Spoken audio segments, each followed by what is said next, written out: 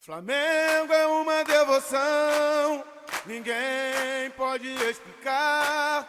O amor, maior do que a razão, é muita tradição, pra sempre vou te amar.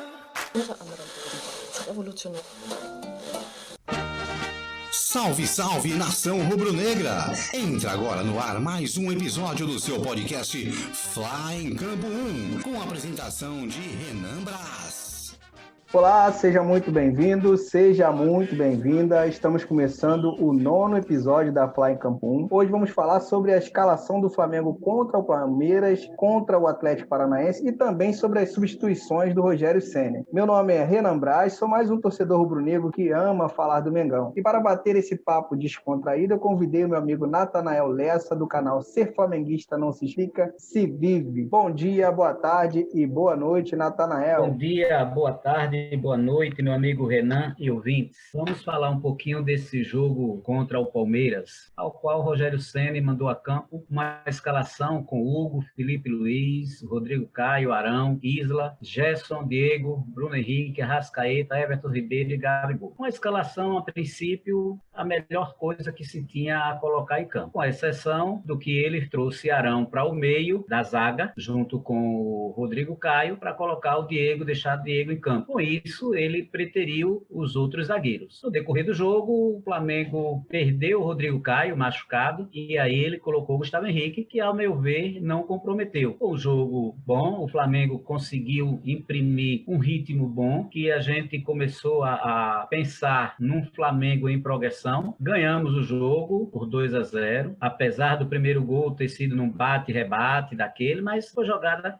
só aconteceu o gol desse jeito porque foi trabalhado a bola até chegar lá, ou entrar em gol. Porém, Rogério Ceni, no decorrer do segundo tempo, fez algumas substituições essas que a gente ficou meio em dúvida quando ele faz as substituições. Como as substituições deu certo, quando ele tirou o Gabigol, botou Pedro, tirou o Gerson, colocou o Vitinho, tirou o Diego, colocou o PP, Arrascaeta, João Gomes e Rodrigo Caio e Gustavo Henrique, esse por contusão. Esse ele só fez substituição por necessidade. Eu entendi que ele tentou dar um ânimo ao time que tinha realmente caído de ritmo, né? E o Palmeiras começou a querer gostar do jogo. Mas a gente fica pensando nessas substituições. Essas substituições é porque são as que temos para fazer, porque não temos no elenco peças para substituir um Gerson, tem que ser Vitinho, para substituir o Diego tem que ser PP, para substituir o Arrascaeta tem que ser João Gomes. Então a gente fica indagando o porquê dessas substituições, principalmente quando ele tira Gabigol e coloca Pedro. Por que não os dois? Por que não os dois? Se temos os dois melhores atacantes na atualidade no Brasil. Esse foi um grande questionamento, né? Tanto dos comentaristas na coletiva com ele, e ele afirmando que não tinha como jogar com Pedro ou Gabigol na lateral do campo, né? Mas ele mesmo, quando assumiu o Flamengo em uma entrevista, tem um vídeo gravado onde ele disse que os dois poderiam jogar juntos sim, porque os melhores têm que jogar junto. E agora ele não vê essa possibilidade. Por quê? Ele não está querendo treinar ou ele não quer arriscar? Porque se ele arriscar os dois, ele vai ter que tirar Diego do time no momento. Porque ele, para deixar Diego do time, ele tirou um dos zagueiros e botou Arão. Principalmente quando a gente fica sabendo que há umas panelas, que há uma forma de apadrinhamento entre ele e alguns medalhões do time. E a gente observa, é mais fácil ele tirar Gabigol e Pedro, substituir um pelo outro, do que ele tirar Diego. Diego é o cara, né? Aparentemente é o cara, né? Ele deu sorte desse aspecto que PP fez um gol, que foi um jogador que o Flamengo já não era mais para estar no Flamengo, estava sendo liberado no final do ano passado, porém o Flamengo segurou um pouquinho que ele estava indo para o adversário, e Rogério Ceni, assim que chegou, pediu a contratação dele, renovou por mais 6 meses, fez o gol. E aí a gente vai falar um pouquinho mais do próximo jogo, para a gente perceber o quanto o nosso treinador, ele, às vezes, as coisas que ele faz dá certo, porque tinha que dar certo, mas que ele não tinha opção. Minha análise um pouco do primeiro jogo foi a seguinte: o Flamengo conseguiu conter o time do Palmeiras E pela minha análise aqui, o Hugo quase não teve intervenções no jogo, ou seja, o time conseguiu bloquear já no sistema ofensivo, então a bola passou pouco do meio de campo e dando uma firmeza maior ao sistema defensivo, tanto que funcionou. A gente não levou gol no primeiro jogo contra o Palmeiras. Por ter colocado Arão na zaga.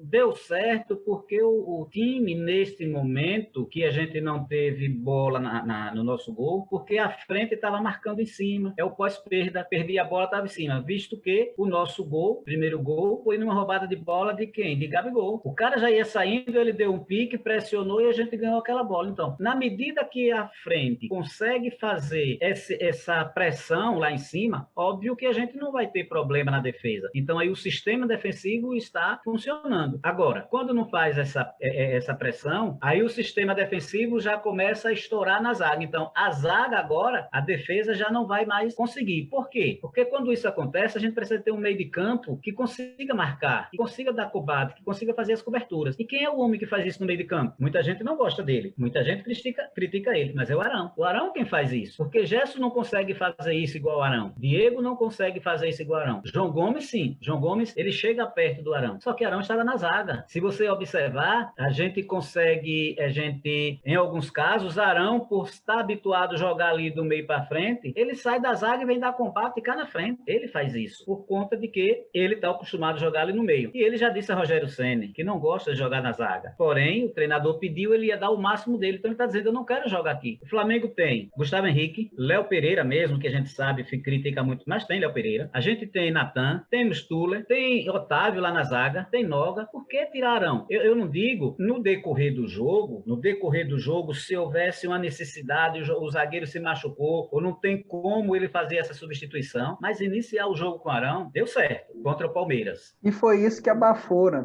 Assim, eu acho que nesse primeiro jogo, como o Flamengo ganhou, né, e convenceu, então todo mundo falou assim, não, o Arão deu certo na zaga, né? Tipo, ninguém questionou. Tanto que quando saiu a escalação do segundo jogo contra o Atlético Paranaense, eu não ouvi questionamento em nenhuma mídia, em nada do Arão na zaga, porque já tinha ganhado contra o Palmeiras, quem ia falar mal do Arão na zaga, né? Exatamente, eu lá no canal Ser Flamenguista Não Se Explica Se Vive, lá na live, logo após o jogo, nosso pós-jogo, eu falei, deu certo, mas não é para manter Arão na zaga, Arão não é zagueiro, Arão é meio de campo, é o cara de contenção, é um cara que está ali dando a proteção, então ele tem que botar um zagueiro de ofício. Nós falamos sobre isso na nossa live de pós-jogo, mas aí no jogo seguinte lá veio ele com Arão e Gustavo Henrique. Por que não ter botado Gustavo Henrique e Natan? Não já jogaram juntos? Eu não digo Léo Pereira, que está numa situação um pouco complicada, mas Natan, eu não sei o que houve que ele não está usando mais Natan, que também joga bem. Então, Arão, em um jogo esporádico, em uma necessidade maior, tudo bem, recua-se Arão, mas colocaram de primeiro, eu não concordo. Tá certo. Então, para você, o maior erro aí do Rogério Ceni foi manter o Arão na zaga, né? Porque nesse segundo jogo, agora passando para o jogo contra o Atlético Paranaense, foi outro jogo, foi outra partida. O Flamengo não conseguiu encaixar a marcação, pelo menos foi o que eu percebi, não conseguiu encaixar aquela marcação lá em cima. Primeiro jogo contra o Palmeiras, o Everton Ribeiro até ganhou uma boa pontuação, porque ele conseguiu roubar algumas bolas ali no campo ofensivo, mas nesse jogo contra o Atlético Paranaense ele já teve algumas dificuldades.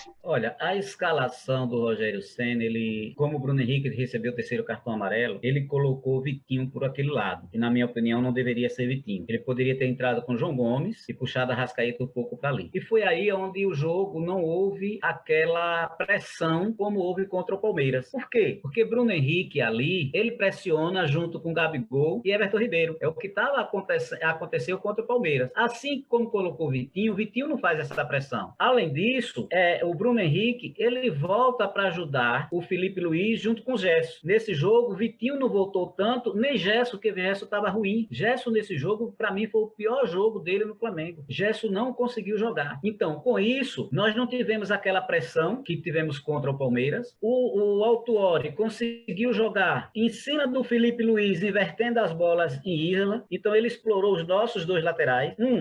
Para que a bola chegasse em Felipe Luiz com um cara que tem experiência e fazer essa invertida para o outro lado, que precisava de quem fazer o acompanhamento, Everton Ribeiro. Ribeiro. Se a gente observar, foram 3 lances desse mesmo jeito. Um foi gol, segundo, Hugo defendeu, e um terceiro, eu não sei se essa é a ordem, Everton Ribeiro conseguiu acompanhar. Por quê? Porque quando essa bola é cruzada na área, Isla não está no lugar dele, que é no bico da pequena área. Ele tem que estar no bico da pequena área do lado dele, entre a pequena e a grande área, então ele tem que estar no bico da pequena área para quem vier. Ele estava indo para o meio da grande área, praticamente na marca do pênalti, aonde Arão estava dividindo com o atacante. Então aquela bola ali é de Arão, dos zagueiros, ele não tem que estar ali. Como o Everton Ribeiro não veio, porque nesse jogo o Everton Ribeiro também, como os últimos jogos, ele não vinha bem, o campo é rápido, os caras estão acostumados com a bola rápida, o Flamengo não estava, não se adaptou de imediato, que precisa um tempinho para pegar o kick da bola, e a gente tomou aquele gol. E também foi muita sorte do moleque, ele não acertou como ele queria de primeira, ele errou e a bola foi no canto, que a outra que ele acertou, o Hugo defendeu. Na hora que ele tocou na bola, ela escapuliu um pouco e foi no canto, matou o Hugo, né? Então, assim, eu vejo que o jogo era diferente, um adversário diferente, num gramado diferente, com a necessidade maior, porque se já tinha ganho o Palmeiras, então agora deu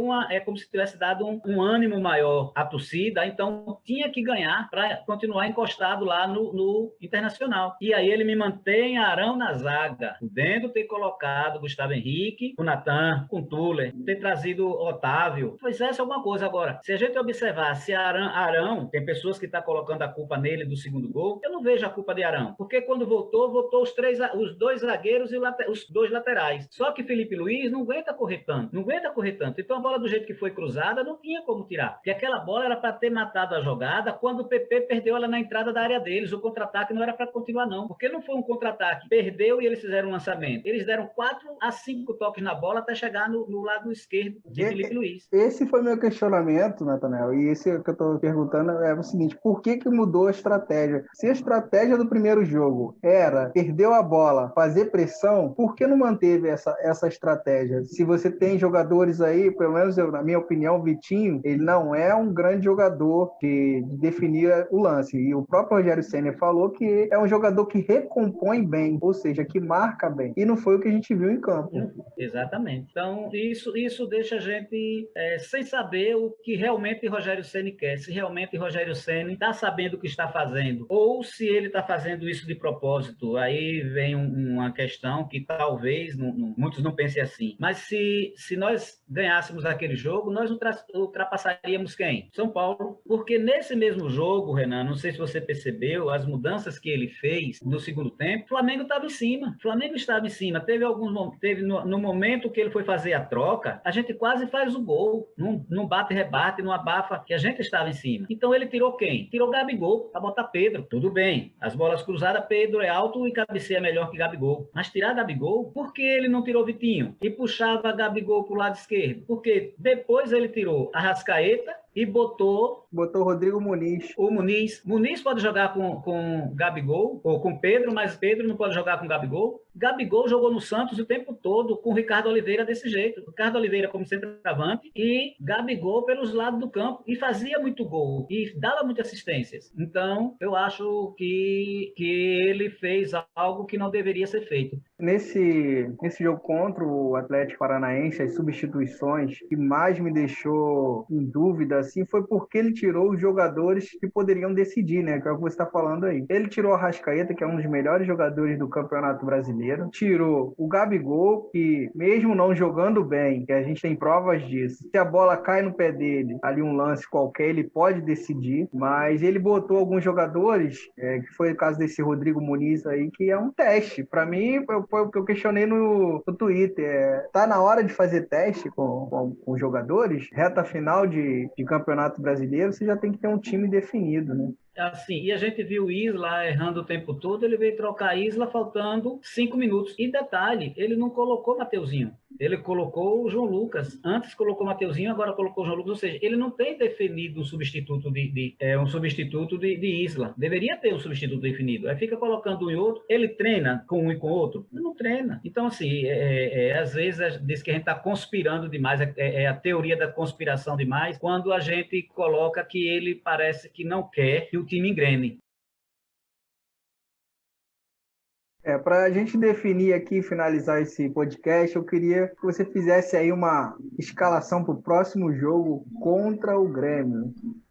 manteria Hugo, sem problema nenhum. Lateral direita, Mateuzinho. Zagueiros, ia permanecer com Gustavo Henrique, Natan, Ramon. Já tem os 5. Lá na frente, Bruno Henrique tá voltando, é isso? Então manteria Bruno Henrique e Gabigol lá na frente. Manteria os dois. Cá no meio, embora Gerson esteja ruim, mas Gerson entraria. Só que do lado de Everton Ribeiro, tiraria Everton Ribeiro, deixava Arrascaeta, Arão e João Gomes. Por quê? Porque João Gomes e Arão, aquele meio, eles iam ser o cão de guarda. Arrascaeta, ele ia flutuar para fazer essa bola chegar em Bruno Henrique e em Gabigol e Gerson pelo lado direito, no lugar de Everton Ribeiro, que era quem ia dar a sustentabilidade para Mateuzinho. E o que fazer? Marcar pressão como marcou no jogo do Palmeiras. Por que tem como marcar pressão? Não é querer a bola, é deixar a bola com o Grêmio, mas deixar a bola com o Grêmio com a marcação alta, não a marcação baixa. Ali no meio de campo, porque na hora que roubar essa bola, a gente tem velocidade, e os zagueiros do Grêmio não são tão velozes. Jeromel se machucou, não sei se vai poder jogar. Eles vão vir já na semana seguinte, eles já vão vir como? Já vão vir atrás de uma final de Copa do Brasil. Os meninos vão vir com vontade? Vão, mas não estão treinados do mesmo jeito. O nosso time é experiente, estão tendo experiência, até porque Renato Gaúcho já está ameaçando, na entrevista dele, se o presidente assinar, ele vai botar o Sub-23, porque ele ficou com raiva do jogo contra o Internacional, que disse que ali não foi pênalti, foi um pênalti mandrake. Então, se é para esculachar o Campeonato Brasileiro, ele disse que bota o Sub-23. Se deixar por conta dele, ele bota o Sub-23. Tá aí a escalação do Natanael, vamos ver se o Rogério Ceni escuta e tem fibra para poder botar o Diego no banco e o Everton Ribeiro.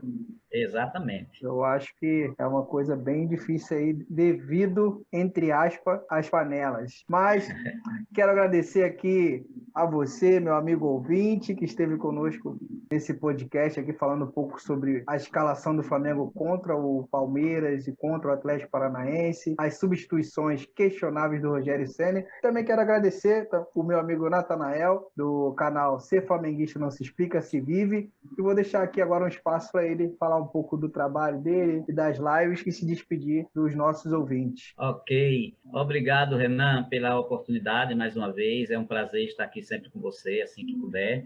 A gente vai falando aquilo que a gente consegue falar, né? A gente fala aqui com o coração, e pedir a vocês que possam estar contribuindo no crescimento do nosso canal, Ser Flamenguista Não Se Explica, Se Vive, fazendo a inscrição de vocês, ativando o sininho das notificações, deixando like nos vídeos, compartilhando com os amigos nas redes sociais de vocês, né? Temos live todos os dias às 20 horas da noite, exceto aos domingos, que é ao meio-dia, o Almoçando e Flamengando. No momento, a gente está com uma meta de 800 inscritos e ao chegarmos, iremos fazer um quiz para sortearmos uma caneca com os escudos do Flamengo e também do nosso canal. E ao completarmos 1000 inscritos, iremos sortear também, através de quiz, uma camisa oficial do Flamengo, né? Quem ganhar vai escolher o tamanho, o tipo, e a gente vai. Só não terá nomes, né? Mas a camisa em si, a pessoa vai escolher e a gente vai mandar para o endereço da pessoa. Obrigado mais uma vez a vocês que irão assistir esse podcast. Deixe os comentários de vocês para que a gente possa saber o que é que vocês acharam desse podcast e a gente possa melhorar posteriormente. Obrigado. Saudações rubro-negras. Até a próxima.